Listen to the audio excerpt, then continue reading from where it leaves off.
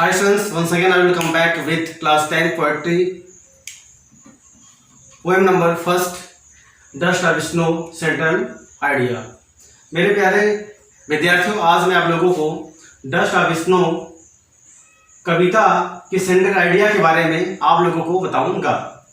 देखिए, आप लोगों का जो इंग्लिश बुक है first fly class 10 poem dust of snow central idea, इससे पहले मैंने डस्ट ऑफ स्नो की समरी और पोएम और स्टेंजा के विषय में पढ़ा चुका हूं। आज मैं आप लोगों को सेंट्रल आइडिया के विषय में बताने जा रहा हूं। देखिए, the poem dust of snow has been compose मतलब रची गई है, लिखी गई है by a famous well known American poet Robert Frost.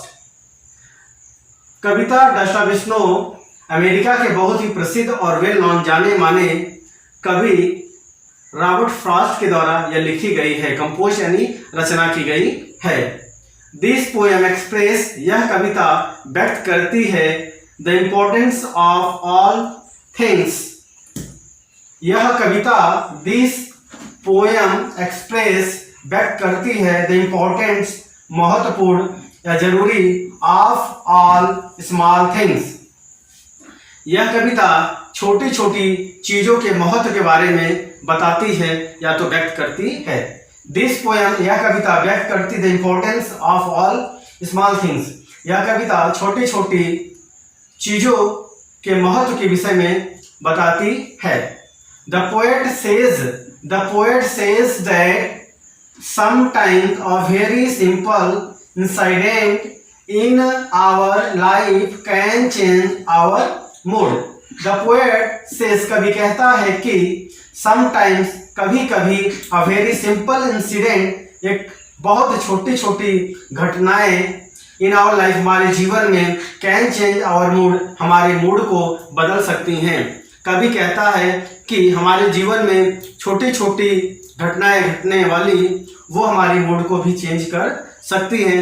जैसे डस्ट ऑफ स्नो की कविता में कवि हेमलॉक ट्री के नीचे बैठा रहता है और एक बर्फ का कण गिरता है उसके ऊपर और वो अनहैप्पी होता है और हैप्पी हो जाता है, जिसके कारण से उसका पूरा समय जो उसके दिन का जो हिस्सा था आधा वो बच जाता है। इसलिए कवि कहता है कि हमारे जीवन में छोटी छोटी घटनाएं घटने वाली वो हमारे मूड को भी बदल देती है।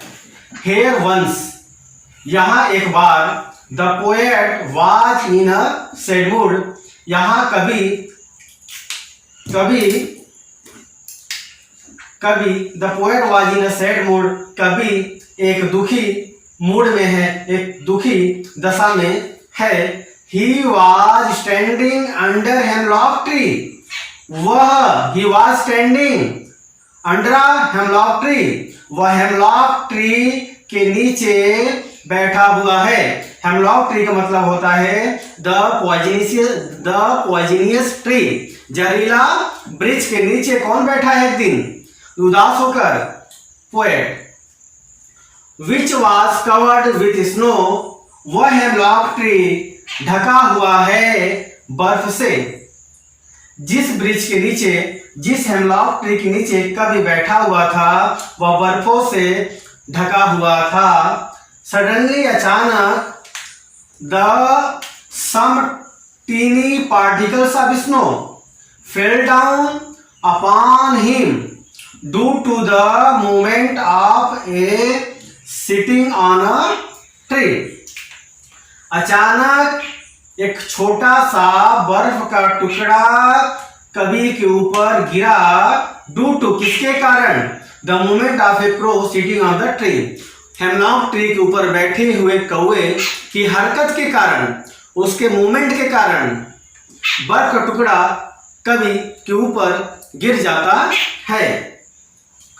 द फॉलिंग ऑफ स्नो, बर्फ का गिरना चेंज बदल देता है हिज मूड, कवि का मूड। बर्फ के गिरने से कवि का जो मूड होता है वो बदल जाता है। एंड और ही फेल्ट हैप्पी, वह हैप्पी से, वह सैड से वह हैप्पी हो जाता है। इन दिस वे, इस प्रकार से, the rest part of day, उस दिन का रेस्ट मतलब बचा हुआ पार्ट मतलब हिस्सा, उस दिन का बचा हुआ हिस्सा was saved from being wasted in a shed। दुखी होने से वह उस दिन का जो हिस्सा होता है वह बर्बाद होने से बच जाता है।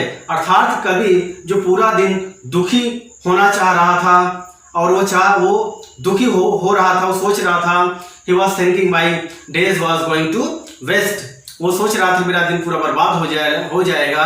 लेकिन इस कविता में कौवे के मोमेंट के कारण बर्फ का गिरना और कवि के मूड का चेंज होना सबसे महत्वपूर्ण चीज बताई गई है।